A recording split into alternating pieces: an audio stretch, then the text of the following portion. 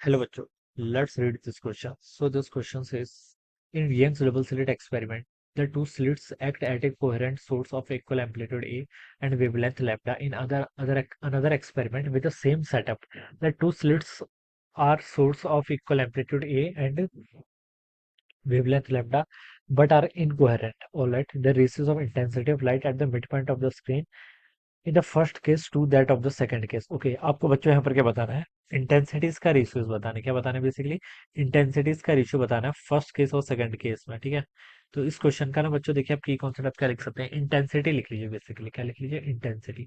Intensity देखिए आपको दो केसेस में फाइंड आउट करनी है, एक बार आपका सोर्सेस कोहेरेंट है और एक बार इनकोहेरेंट है। ठीक है, देखिए बच्चों अगर आपके कोहेरेंट सोर्सेस होंगे, ठीक है, कोहेरेंट सोर्स, ठीक है, कोहेरेंट सोर्स के केस में देखिए आपकी इंटेंसिटी कैसे लिखते थे? आई, मान लीजिए एक सोर्स से आपकी जो लाइट आ रही है उसकी इंटेंसिटी आई वन है, दूसरे से जो सोर्स है वो आई टू है। ठीक है, ये दोनों क्या कर रहे हैं? आपको इंटरफेयर कर रहे हैं। तो ये हो जाता है देखिए आपका I one plus I two plus two times कितना होता है आपका root of I one I two के इक्वल हो जाएगा। ठीक है, ये वैल्यू आपके यहाँ पर से इतनी जाएगी। ऑलराइट, ये आपके यहाँ पर से इतना हो जाएगा। ठीक है, सेम फेज में कोहेरेंट है। ठीक है, तो हम यहाँ पर से इसको ऐसे लिख सकते हैं। ऑलराइट, अब बच्चों देखिए क्वेश्चन में एक इन्फॉर्मेशन और गिवन कर रखी है कि एम्पलीट्यूड इक्वल है। ठीक है, दोनों सोर्सेज का देखिए क्या है आपका इक्वल एम्पलीट्यूड बोला गया है। और इंटेंसिटी किसके इक्वल होती है? आपकी एम्पलीट्यूड के स्क्वायर के प्रोपोर्शनल होती है। ठीक है, तो दोनों का एम्पलीट्यूड इक्वल है तो आई वन और आई टू की वैल्यू भी क्या होगी बच्चों? इक्वल हो जाएगी। ये हम यहाँ पर से ऐसे बता सकते हैं। ठीक है, तो आप इसको देखिए यहाँ पर पुट कर लीजिए। ठीक है, आई वन आई टू की वैल्यू इक्वल हो जाएगी। ठीक है, इसको मैं आई नेट लिख लेता हूँ। ठीक है, और इसको मैं आई बोल देता हूँ। I one I two equal है और मैंने इसको आई के इक्वल बोल दिया।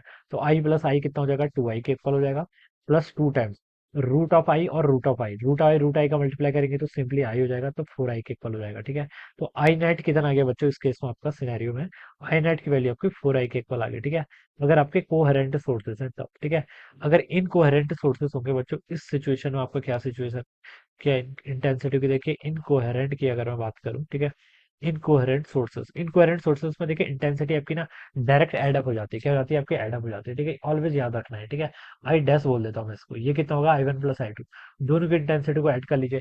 कोहेरेंट होते हैं तो ये वाली टर्म आपकी एक्स्ट्रा आती है, दिस टर्म, इसको हम कोहेरेंस टर्म भी बोलते हैं। क्या बोलते हैं? Coherence term. ठीक है, और इनकोहेरेंट होते तो आप सिंपली इसको क्या कर लीजिए? ऐड कर लीजिए, I one plus I two. ठीक है, पहले सोर्सेस की इंटेंसिटी आपकी देखिए दोनों का एम्पलीट्यूड इक्वल है तो ये तो आई के इक्वल ही रहेगा, तो इसको सिंपली आई प्लस आई लिख लीजिए।